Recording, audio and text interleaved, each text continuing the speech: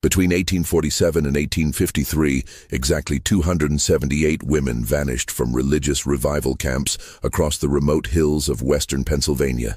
Not died, not ran away, simply vanished.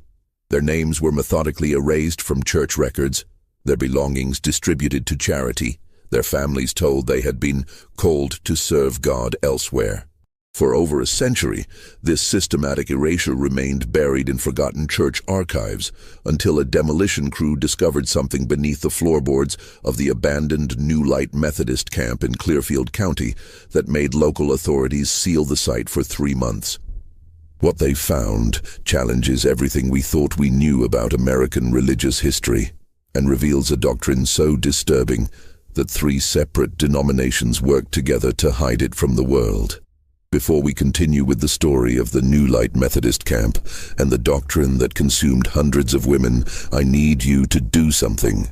Subscribe to this channel right now, because this story has been suppressed for over 170 years, and there are forces that still don't want it told. Hit that subscribe button, ring the notification bell, and let me know in the comments what state you're listening from.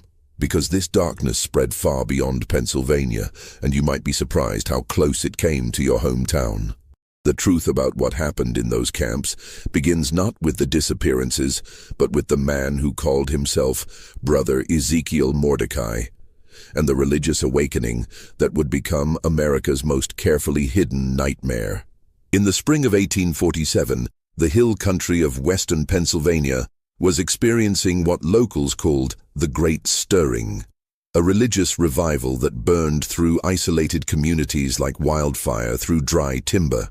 Unlike the organized camp meetings of the Second Great Awakening, this movement emerged from the shadows of Appalachian valleys, where denominations blended and ancient beliefs mixed with Christian doctrine in ways that would have horrified seminary professors in Philadelphia or Boston. The region itself seemed designed for secrets.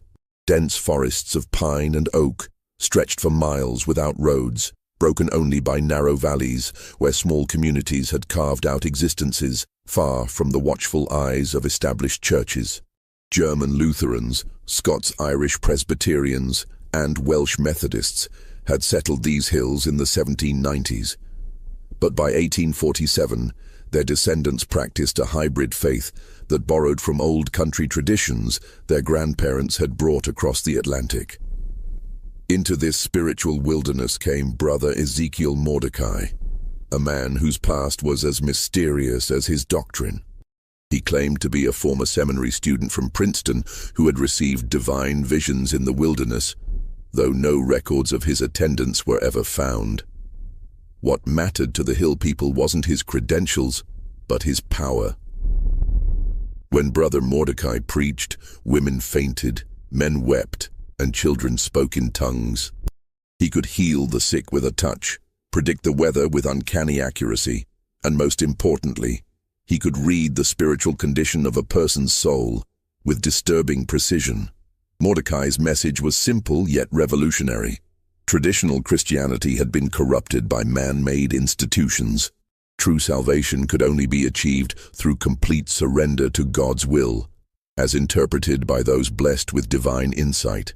He called his movement the New Light, not to be confused with the earlier New Light movement of the 1740s, but something entirely distinct and infinitely more dangerous.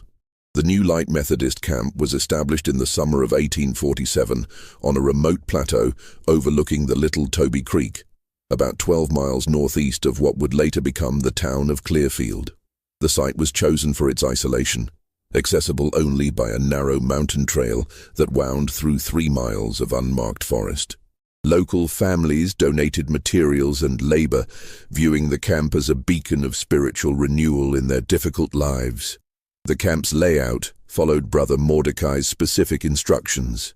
A central meeting hall built of rough-hewn logs dominated the compound, its interior deliberately kept dim to focus the soul inward. Surrounding it were smaller cabins for families, a separate dormitory for unmarried women, and Brother Mordecai's private retreat built into the hillside like a cave dwelling. Most unusually, the entire camp was surrounded by an 8-foot wooden fence, ostensibly to keep out wild animals, but designed in a way that made it nearly impossible to climb from the inside. The first families to join the camp were the Weatherbys, Pennsylvania Dutch farmers who had lost 2 children to typhoid the previous winter. Sarah Weatherby, a 34-year-old mother of 6, would become the first woman to disappear under what Brother Mordecai called divine translation. Her husband Abraham later told authorities that Sarah had been called to serve God in a higher capacity and seemed genuinely to believe this explanation, even as his remaining children asked when their mother would return. The camp's rules were strict, but not unusual for religious communities of the era. Men and women were separated except during worship services. Personal possessions were shared among the community. Most importantly, absolute obedience to Brother Mordecai's spiritual guidance was required, as he alone possessed the divine insight necessary to interpret God's will for each individual soul.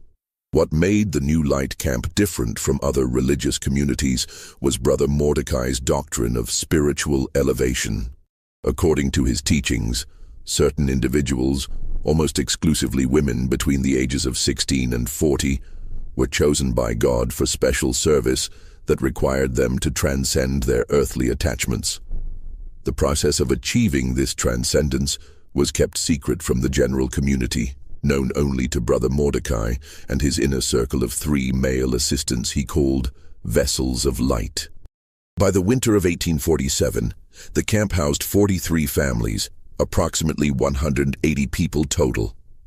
The community was largely self-sufficient, growing their own food, making their own clothes, and maintaining only minimal contact with the outside world.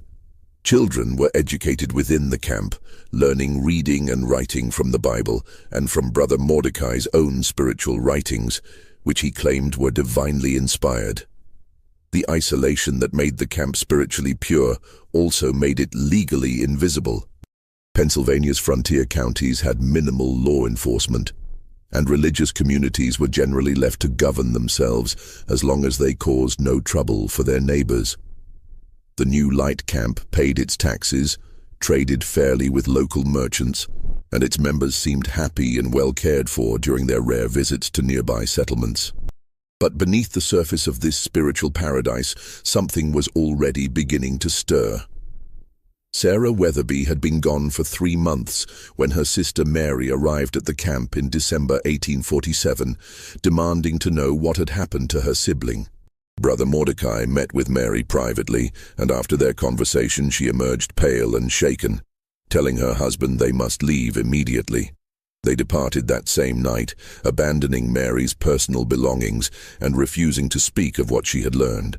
The first systematic disappearance occurred on the night of January 15, 1848, during what Brother Mordecai called a night of revelation. The event had been building for weeks, with increasingly intense prayer sessions and private consultations between Brother Mordecai and select women in the community. The atmosphere in the camp had grown electric with anticipation, though most residents didn't understand what they were anticipating. Rebecca Stoltzfus, a 19-year-old newlywed from Lancaster County, had been marked for spiritual elevation 3 days earlier. Her husband, Jacob, a skilled carpenter who had helped build many of the camp's structures, was told that his wife had been chosen for a great honor, but that he must demonstrate his faith by accepting God's will without question. Rebecca herself seemed to glow with an inner light that week, spending hours in prayer and speaking often of visions she claimed to be receiving. The night of revelation began at sunset, with the entire community gathered in the central meeting hall. Brother Mordecai preached for nearly 3 hours about the necessity of complete surrender to divine will, using passages from the Old Testament about Abraham's willingness to sacrifice Isaac and the prophets who gave up everything to serve God. The congregation worked itself into a frenzy of religious ecstasy, with many speaking in tongues and others falling to the floor in apparent divine possession. At precisely 10 p.m., Brother Mordecai called Rebecca forward. She walked to the front of the hall as if in a trance, her face serene and her eyes fixed on something beyond the visible world. Brother Mordecai placed his hands on her shoulders and spoke words in what he claimed was the ancient Hebrew tongue. though several witnesses later noted that the sounds didn't resemble any known language. "Sister Rebecca has been chosen," Brother Mordecai announced, his voice carrying clearly through the silent hall. "She will ascend to serve God in a capacity that transcends earthly understanding. Let no one question this calling, for it comes from the Almighty Himself." Rebecca turned to face the congregation, her voice clear and steady. "I go willingly to serve the Lord in whatever capacity He requires. Do not mourn for me, for I am not dying but being born into a higher existence. Trust in Brother Mordecai's wisdom, for he alone can guide you toward the light." The ceremony continued until nearly midnight, with increasingly intense prayers and what Brother Mordecai called soul preparation rituals. Finally, Rebecca was led from the hall by Brother Mordecai and his 3 assistants. The congregation was instructed to remain in prayer until dawn, allowing their sister to complete her transition without earthly interference. When the sun rose on January 16th, Rebecca Stoltzfus was gone. Her husband Jacob was told that she had been translated, taken up by God to serve in a higher realm, similar to how Enoch had been taken up in the Old Testament. Her personal belongings were distributed among the community, and her name was formally removed from the camp's records. Jacob was encouraged to see her departure as a blessing, proof that God considered his wife worthy of the highest service. But Jacob Stoltzfus was not as easily convinced as Abraham Weatherby had been. That night, he attempted to search the camp for any sign of his wife, only to find his way blocked by Brother Mordecai's assistants. They explained gently but firmly that his lack of faith was hindering his spiritual development, and that continued questioning would only bring darkness to the community. The next morning, Jacob discovered that his tools had been moved from his workshop to the camp's common storage area. When he asked about this, he was told that since he was no longer married, he needed to demonstrate his commitment to community life by sharing all his possessions. More disturbing, he found that his sleeping quarters had been reassigned to the unmarried men's dormitory, and his previous cabin was being prepared for a new family. Jacob's growing suspicions were shared by several other community members, particularly those who had known Rebecca well. Martha Brennan, a 45-year-old widow who had become something of a mother figure to the younger women, began asking uncomfortable questions about the translation process. She pointed out that while the Bible mentioned Enoch being taken up by God, it also made clear that such events were extraordinarily rare and accompanied by unmistakable divine signs. Brother Mordecai's response to these questions was swift and decisive. During the next Sunday service, he delivered a sermon about the dangers of doubt and the way Satan used seemingly reasonable questions to undermine faith. He spoke specifically about how those who questioned God's chosen servants were really questioning God himself, and how such doubt could spread like a disease through a community. The sermon had its intended effect. Martha Brennan found herself increasingly isolated, with other community members avoiding her for fear of being associated with doubt. Jacob Stoltzfus was assigned to increasingly menial tasks and excluded from the camp's decision-making councils. The message was clear: question the translations, and you question God himself. But the questions didn't disappear. They went underground, whispered in private conversations between trusted friends. Several women began paying closer attention to who was being prepared for spiritual elevation, and noticed disturbing patterns. The chosen women were always young, always attractive, and always seemed to enter a trance-like state in the days before their translation.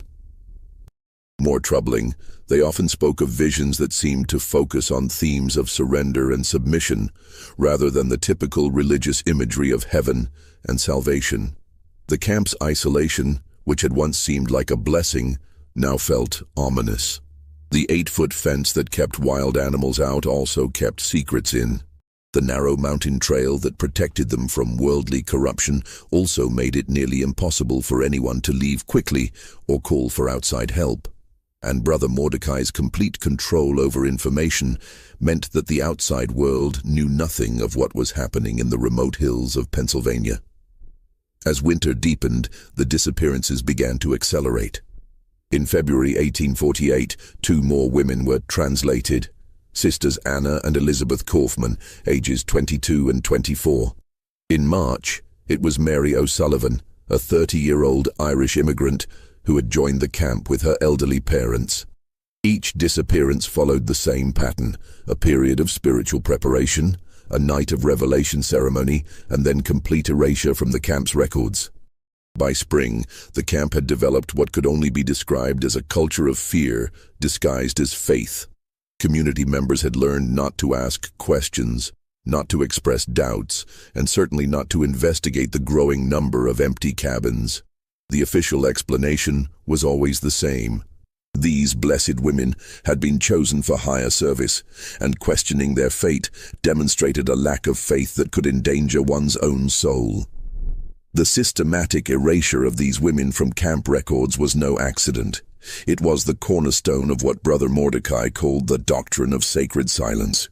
According to his teachings, speaking about those who had been translated would interfere with their spiritual work in the higher realm and could even draw them back to earthly concerns, undermining their divine mission. This doctrine served multiple purposes beyond simple concealment. It created a culture where questioning became synonymous with sin, where doubt was literally heretical, and where the very act of investigating disappearances was framed as an attack on God himself.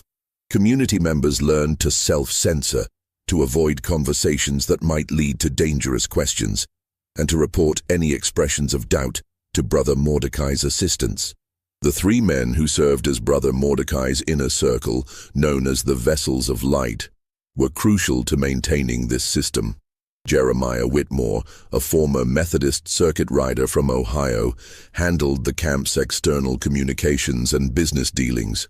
His warm smile and genuine religious knowledge made him the perfect ambassador to the outside world, and his letters to families of the missing women were masterpieces of misdirection and false reassurance. Samuel Brennan, Martha Brennan's own nephew, managed the camp's internal discipline and record-keeping.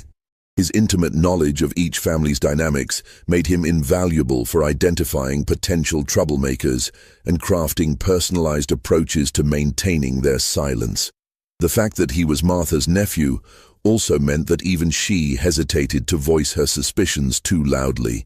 The 3rd assistant, Daniel Yoder, was responsible for what Brother Mordecai called spiritual counseling, private sessions with community members to assess their faith and loyalty. Yoder had an uncanny ability to detect doubt and dissent, often identifying potential problems before they became open rebellion. His sessions were conducted in complete privacy, and community members learned to dread being called to meet with him. By the summer of 1848, the camp's demographics had shifted dramatically. The original 43 families had dwindled to 31, with several families quietly leaving after their daughters or wives were selected for translation. More troubling, the ratio of women to men had become severely imbalanced, with many more single men than single women remaining in the community. This imbalance led to the introduction of what Brother Mordecai called spiritual marriages, unions blessed by God but not recognized by earthly authorities. These arrangements allowed the camp to bring in new women from outside communities, often young women fleeing difficult family situations or seeking spiritual fulfillment. The spiritual marriages were presented as temporary arrangements, with the understanding that truly faithful women would eventually be called to higher service through translation. The recruitment of new women became increasingly sophisticated. Brother Mordecai would send his assistants to revival meetings and camp gatherings throughout western Pennsylvania, eastern Ohio, and northern West Virginia. They looked for specific types of women, those who were spiritually seeking, socially isolated, or economically desperate. The assistants would befriend these women, share carefully crafted stories about the spiritual paradise they had found, and gradually draw them into the camp's web. Martha Brennan, despite her growing suspicions, found herself in an impossible position. Her nephew Samuel was one of Brother Mordecai's trusted assistants, and leaving the camp would mean abandoning him to whatever darkness she feared was growing there. More importantly, she had nowhere else to go. Her husband had died of tuberculosis 2 years earlier, her children lived hundreds of miles away, and her life savings had been contributed to the camp's common fund when she joined. The spring of 1849 brought a new development that would prove crucial to understanding the camp's true nature. A young woman named Catherine Muller arrived at the camp, claiming to be fleeing an abusive husband in Pittsburgh.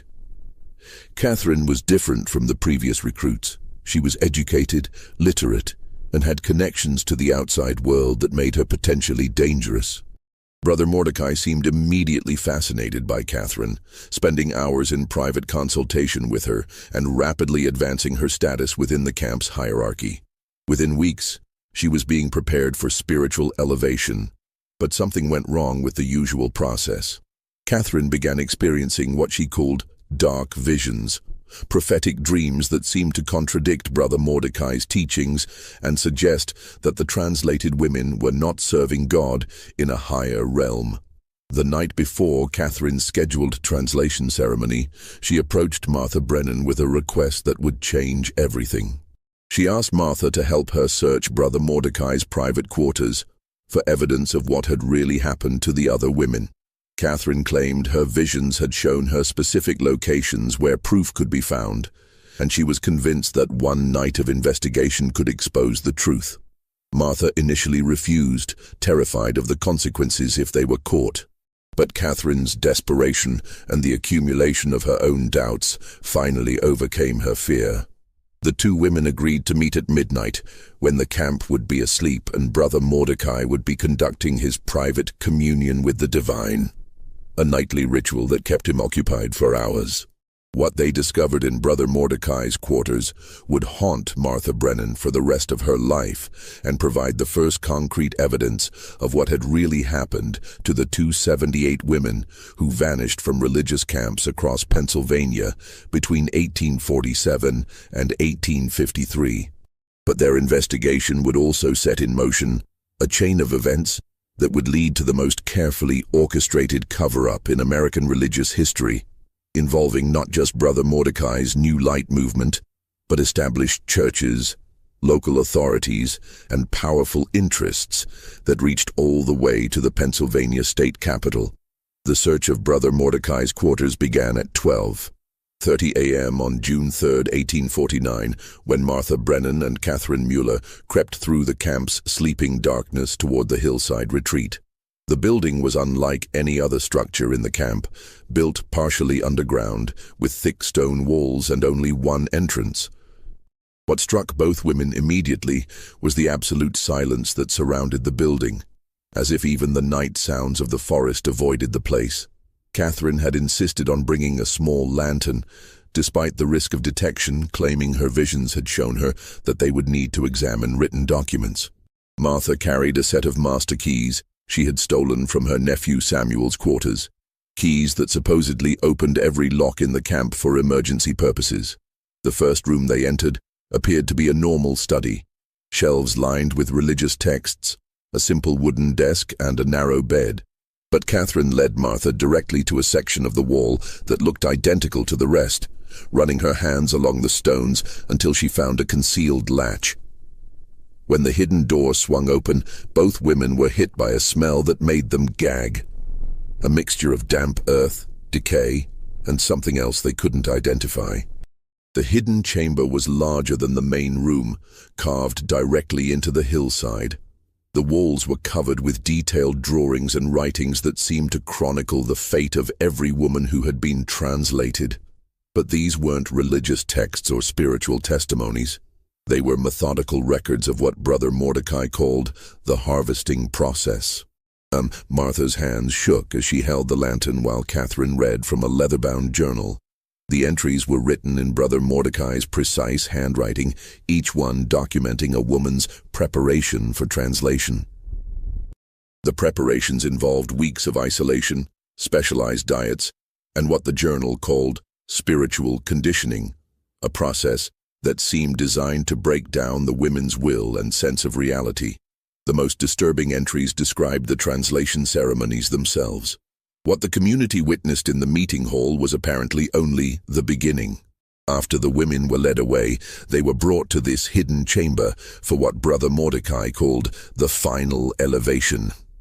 The journal entries became increasingly cryptic when describing this process, but they made clear that the women were not being taken to serve God in any traditional sense.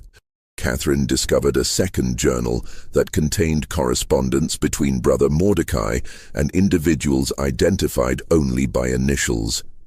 The letters discussed shipments and deliveries to locations in New York, Philadelphia, and as far south as Charleston. The correspondence wrote about quality merchandise and specialized training in language that made both women's blood run cold.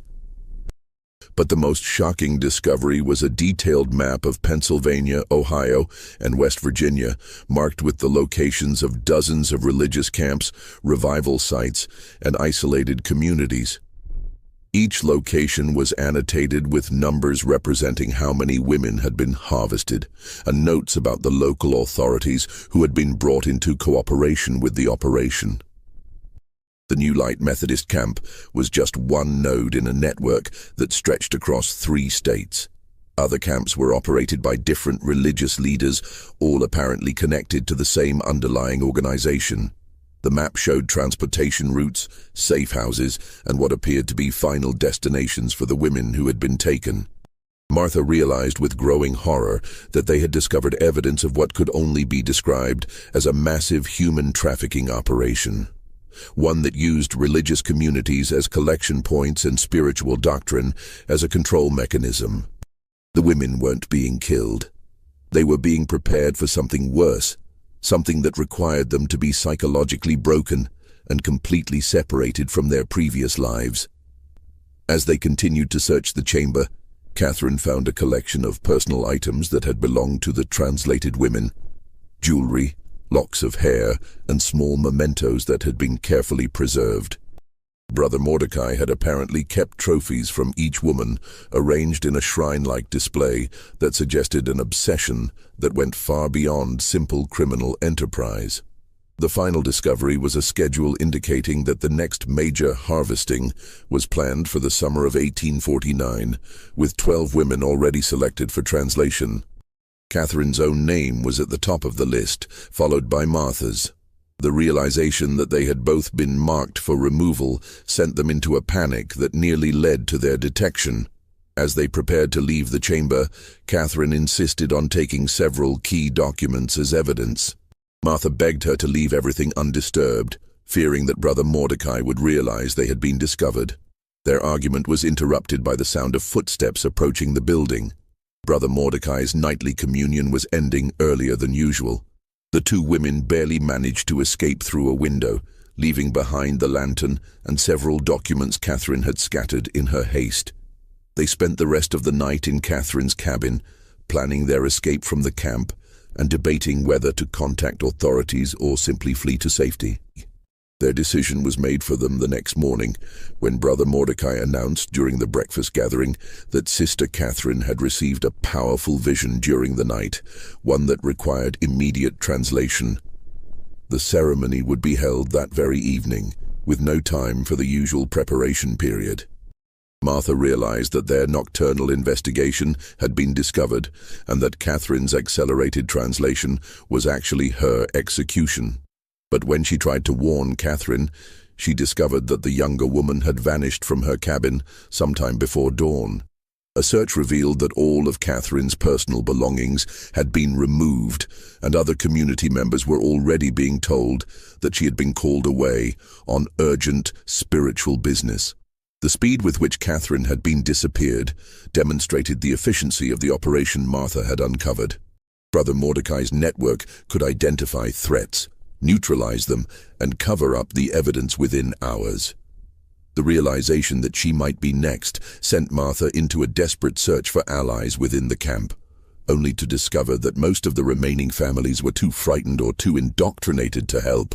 Her nephew Samuel's reaction to her carefully worded questions convinced Martha that he was fully aware of the camp's true nature. His gentle suggestion that she might need spiritual counseling to address her recent troubles made it clear that she had been marked for special attention from Daniel Yoder. the assistant who specialized in identifying and dealing with potential problems. Martha's situation was now desperate. Catherine was gone, possibly dead, and the evidence of the trafficking operation was still hidden in Brother Mordecai's chamber. She had no allies in the camp, no way to contact outside authorities, and no means of escape that wouldn't immediately alert the camp's leadership to her intentions. But Catherine's disappearance had one unintended consequence. It confirmed Martha's suspicions and gave her the motivation she needed to risk everything in an attempt to expose the truth. If the women who had been translated were really being sold into slavery or worse, then someone had to speak for them, even if it meant sacrificing her own life. The question was how to get evidence to the outside world when she was trapped in an isolated camp surrounded by people who would report any suspicious activity to Brother Mordecai's assistants. The answer would come from an unexpected source, a secret that Catherine had shared with her during their brief partnership, one that would ultimately bring down the entire network. Martha's chance for escape came 3 days later, when Brother Mordecai announced that the entire camp would participate in a special cleansing fast to prepare for what he called the final harvest. All community members were required to remain in their quarters for meditation and prayer, with meals suspended for 3 days. The assistants would patrol the camp to ensure spiritual discipline was maintained, but their routes were predictable, and Martha had been observing them carefully. More importantly, the fast provided cover for unusual behavior. If she was seen moving around the camp at odd hours, she could claim to be seeking solitude for deeper prayer. If she appeared weak or disoriented, it would be attributed to the spiritual effects of fasting. The fast also meant that Brother Mordecai and his assistants would be focused on maintaining control over the entire community, giving her the opportunity she needed to return to the hidden chamber. On the night of June 7th, Martha made her way back to Brother Mordecai's quarters. The building was dark, and she could hear the low murmur of his voice from the main room, suggesting he was conducting one of his private rituals. Using Catherine's technique, she found the hidden door and slipped into the chamber, this time prepared with a small candle and several cloth bags to carry documents. What she found in the chamber had changed since her first visit. The shrine of personal items had been expanded to include Catherine's jewelry, confirming Martha's worst fears about the young woman's fate. More disturbing, new entries had been added to the journal, including detailed notes about Martha's own behavior and psychological profile. Brother Mordecai had been studying her, planning her eventual translation with the same methodical approach he used for all his victims. But Martha also found something Catherine had missed in their hurried first search: a loose floorboard that concealed a cache of correspondence with what appeared to be the operation's leadership. The letters were signed with the initials J.R. and postmarked from Philadelphia. They discussed the camp's productivity and provided instructions for expanding the network into new territories. The most revealing letter was dated just 2 weeks earlier and contained specific instructions for dealing with the Brennan problem. The writer demonstrated detailed knowledge of Martha's suspicions and recommended that she be processed immediately to prevent any risk of exposure. The letter also mentioned that the Mueller asset had been compromised and would need to be retired before her scheduled delivery. Martha realized that Catherine's appearance at the camp had not been coincidental. She had been sent by someone connected to the operation, possibly as an infiltrator or test of the camp's security. Her dark visions and knowledge of the hidden chamber suggested she had been given inside information. But something had gone wrong with her mission, leading to her own capture and disappearance. The implications were staggering. If the operation was sophisticated enough to plant agents within its own network, it suggested a level of organization and resources that went far beyond what a single religious leader could command. The network was being managed by professionals who understood intelligence gathering, psychological manipulation, and law enforcement evasion. As Martha continued reading, she discovered that the operation's reach extended into established churches, local government, and even federal agencies. Several letters mentioned cooperative arrangements with judges, sheriffs, and immigration officials who helped cover up the disappearances or provided legal protection for the network's activities. The most chilling document was a report analyzing the supply chain from religious camps to final destinations. It treated the women like commodities, analyzing which types were most valuable for different purposes and recommending strategies for increasing yield from each location. The report suggested that the operation was providing women not just for prostitution, but for private collectors, foreign buyers, and what it euphemistically called specialized services. Martha's hands trembled as she read entries describing women she had known personally, their psychological profiles, their weaknesses, and the specific techniques used to break their resistance. The journal revealed that the spiritual conditioning process was actually a sophisticated form of psychological torture designed to destroy the women's sense of identity and will to resist. But the most horrifying discovery was a detailed plan for what Brother Mordecai called the final harvest. The summer of 1849 would see the simultaneous closure of 12 camps across 3 states, with all remaining women translated in a coordinated operation. The plan called for the camps to be abandoned, their records destroyed, and their leadership relocated to new territories further west. Martha realized that she had stumbled onto the network's exit strategy. After years of operation, the leadership had decided that the camps were becoming too risky to maintain. Rather than gradually wind down the operation, they planned to eliminate all evidence and witnesses in a single massive operation that would erase hundreds of women from existence. The timeline was immediate. The final harvest was scheduled to begin in just 2 weeks, starting with the New Light Methodist camp. Martha's own name appeared on the priority list, along with the remaining women in the camp who were considered problematic due to their questions or connections to the outside world. As she prepared to leave the chamber with her evidence, Martha heard footsteps approaching the building.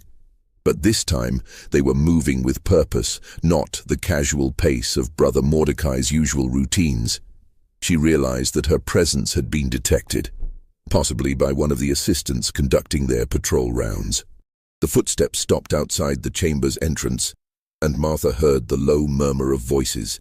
She was trapped, with no way to escape without confronting whoever was outside. The candle in her hand suddenly seemed impossibly bright, and she realized that its light might be visible under the door. As she extinguished the candle, plunging the chamber into complete darkness, Martha heard the unmistakable sound of keys being inserted into the lock. Someone was entering the main room of Brother Mordecai's quarters, and they would almost certainly discover the hidden chamber.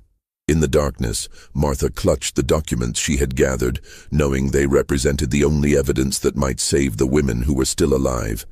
But she also knew that if she was caught, she would join Catherine and the others in whatever fate awaited those who threatened the operation. The door to the main room opened, and Martha heard Brother Mordecai's voice, calm and measured. "Sister Martha, I know you're in there. Why don't you come out so we can discuss what you've learned? I think you'll find that your understanding of our holy work is incomplete." Just when we thought we'd seen it all, the horror in the Pennsylvania hills intensifies. If this story is giving you chills, share this video with a friend who loves dark mysteries. Hit that like button to support our content, and don't forget to subscribe to never miss stories like this. Let's discover together what happens when Martha faces the true architect of this nightmare. Martha remained frozen in the darkness of the hidden chamber, her heart hammering so loudly she was certain Brother Mordecai could hear it through the stone walls. The documents in her hands seemed to burn with the weight of their terrible revelations, and she knew that these papers might be the only chance to expose the network that had consumed hundreds of women. "I understand your confusion, Sister Martha," Brother Mordecai continued, his voice carrying the same gentle authority he used during sermons. "Catherine Miller filled your mind with disturbing interpretations of our sacred work. But she was an agent of darkness, sent to test our faith and corrupt our mission. Surely you can see that now." The casual way he mentioned Catherine's name, as if she were simply another theological problem to be addressed, made Martha's blood run cold. She pressed herself against the far wall of the chamber, trying to stay as far from the entrance as possible, while still being able to hear his words. "The work we do here is indeed difficult for earthly minds to comprehend," Brother Mordecai continued, and Martha could hear him moving around the main room, lighting candles and settling into his usual routine. "The women we have translated are serving a purpose far greater than their simple minds could have imagined. They are instruments of a divine plan that has been unfolding for centuries." Martha heard the scrape of a chair being moved and realized that Brother Mordecai was positioning himself between her and the only exit. He wasn't just trying to coax her out, he was preparing for a long conversation, confident that she had nowhere to go. "You see, Sister Martha, the Christian church has been corrupted by sentimentality and false compassion. It has forgotten that God's chosen people are meant to rule over the weak and the inferior. The women we translate are not being harmed, they are being elevated to their proper station as servants of their superiors." The casual way he spoke of the women's fate, as if their enslavement was a theological necessity, revealed the depth of his delusion or cynicism. Martha began to understand that Brother Mordecai genuinely believed in his twisted doctrine, that he saw himself as implementing God's will rather than simply profiting from human trafficking. "The network you discovered in your unauthorized search represents the restoration of the natural order," he continued. "Throughout history, the strong have ruled the weak, the intelligent have commanded the simple, and the chosen have used the common for higher purposes. Modern society has forgotten these truths, but we are working to restore them."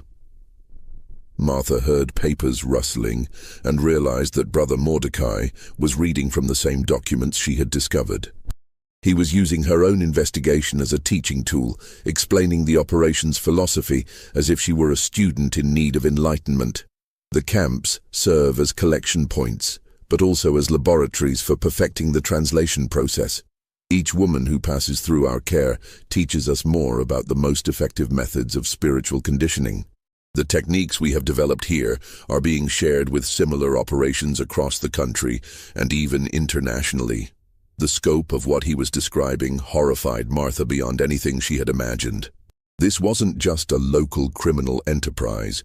It was part of a coordinated effort to restore what Brother Mordecai saw as the proper social order, with themselves as the natural rulers and women as their property. "The final harvest you read about is not an ending, Sister Martha, but a graduation. We have perfected our methods here, and now it is time to expand our work to a national scale. The women who have been translated from this camp have helped us establish operations in 12 major cities, with more planned every month." Martha's mind reeled as she realized the true scope of the network. The women weren't just being sold. They were being used to establish new camps and recruitment centers, spreading the operation like a disease across the country. Each translation was actually helping to enslave more women in an ever-expanding web of exploitation. "Your nephew Samuel has been particularly helpful in developing our psychological conditioning techniques," Brother Mordecai continued, and Martha felt a crushing sense of betrayal. "His insights into human nature have allowed us to refine our methods considerably. He speaks very highly of your intelligence, which is why you are being offered a choice that others have not received." The sound of footsteps told Martha that Brother Mordecai was approaching the hidden door. She pressed herself further into the shadows, clutching the documents that represented her only hope of exposing the truth. "You can join us willingly, Sister Martha, and help us perfect our work. Your maternal instincts and natural authority would make you valuable in training new recruits. Or you can resist and be processed like the others. But either way, you will serve the greater purpose." The hidden door began to swing open, and candlelight flickered into the chamber. Martha saw Brother Mordecai's silhouette in the doorway, but something was different about his appearance. Gone was the humble religious leader she had known. In his place stood a man whose eyes gleamed with the cold calculation of a predator who had cornered his prey. The choice is yours, Sister Martha. Willing servant or unwilling commodity. But you will serve. Martha made her decision in that instant. Rather than submit or attempt to negotiate, she threw herself toward the chamber's only window, a narrow opening she had noticed during her earlier search. The glass shattered as she crashed through it, and she felt sharp pain as the fragments cut her arms and face. She hit the ground hard, her ankle twisting painfully, but adrenaline kept her moving. Behind her, she could hear Brother Mordecai calling for his assistance, his calm demeanor finally cracking as he realized his prisoner had escaped. Martha ran through the dark forest, following paths she barely knew, guided only by her desperate need to reach the outside world with the evidence she carried. Every shadow seemed to hide one of Brother Mordecai's men. Every sound suggested pursuit.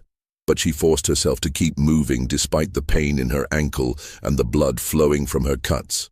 As she stumbled through the darkness, Martha heard the sound of horses behind her. The assistants were mounting an organized search, but she also heard something else that gave her hope. Dogs barking in the distance, suggesting that she was approaching the nearest settlement. The race through the forest became a nightmare of endurance and terror. Martha's injured ankle slowed her progress, and she could hear her pursuers getting closer. But the documents in her blood-stained dress represented the testimonies of hundreds of women who could no longer speak for themselves, and she refused to let their suffering be meaningless.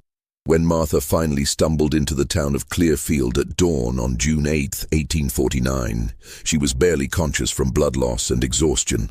The town's sheriff, Thomas Mackenzie, initially dismissed her story as the ravings of an injured woman. But when she produced the documents from Brother Mordecai's chamber, his attitude changed dramatically. The papers Martha had salvaged included correspondence that mentioned Sheriff Mackenzie by name, describing him as a potential asset who could be brought into cooperation through appropriate incentives. The realization that he was already under surveillance by the network sent Mackenzie into a panic that convinced Martha she had found an ally.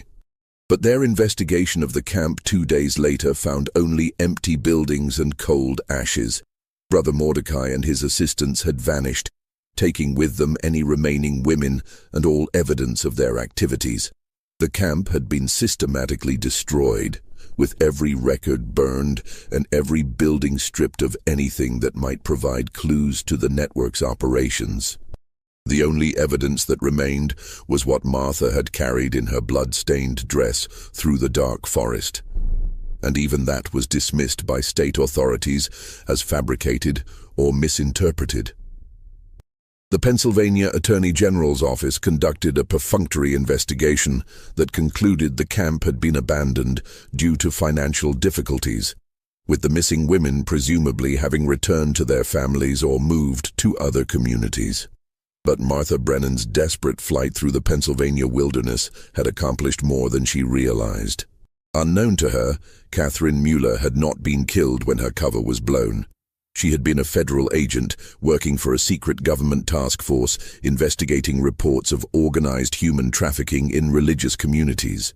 Catherine's real name was Catherine Morrison, and she was part of a small unit within the Treasury Department that had been tracking the network for over 2 years.